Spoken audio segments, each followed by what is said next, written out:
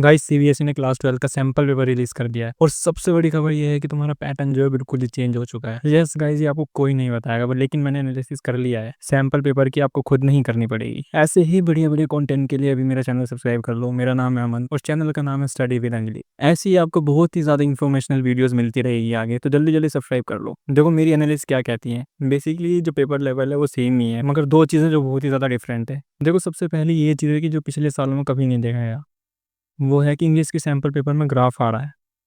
सोच सकते हो तुम। तो देखो यहाँ पर तुम देख सकते हो, ये जो चीज़ है ना, ये मैंने कभी नहीं देखी भाई। देखो अगर सैंपल पेपर में तुम्हारी ऐसी चीज़ आ रही है तो 95 प्लस चांसेस है कि तुम्हारे एग्जाम में भी एक नई क्वेश्चन ऐसा आएगा जरूर। इन 2026 हो सकता है आपको ग्राफ देखने को मिल जाए। देखो हार्ड लेवल तो बिल्कुल नहीं है, ये तो मैं तुम्हें बता रहा हूँ। क्वेश्चन का लेवल जो है वो ठीक ठाक है, पर बेसिकली तुम्हें कुछ चीज़ों की प्रैक्टिस जरूर करनी पड़ेगी। देखो बेसिकली जो क्या होता है, हमें सिंपल ग्राफ जो होता है ना, वो हमें समझना ही पड़ेगा। अपार्ट फ्रॉम दैट जो मैंने देखा है, राइटिंग स्किल्स, लिटरेचर्स वगैरह, देखो इन चीज़ों का जो लेवल है वो सेम है। मैं ये नहीं कहूँगा कि ये चीज़ें टफ हुई हैं या इजी हुई हैं लास्ट ईयर से। यहाँ तक कि लास्ट ईयर जो हमने देखा था, क्वेश्चंस का लेवल थोड़ा सा बढ़ गया है, पर इस साल वो लेवल थोड़ा मेंटेन किया गया है। अब दूसरी चीज जो इसके अंदर चेंज की गई यानी कि ऐड की गई है, इज दैट आपको अब नैरेटिव टेक्निक्स पूछी जा रही हैं। यहाँ पे आपको कैरेक्टर आर्क के बारे में पूछा जा रहा है। देखो लास्ट ईयर के सैंपल पेपर में भी नैरेटिव टेक्निक आई थी, लेकिन बोर्ड्स में इस तरह का क्वेश्चन नहीं आया, क्योंकि देखो बच्चों को पता ही नहीं था। इवन टीचर्स भी ये चीज नहीं पढ़ा रहे थे उस टाइम पे। जैसे यहाँ देखो,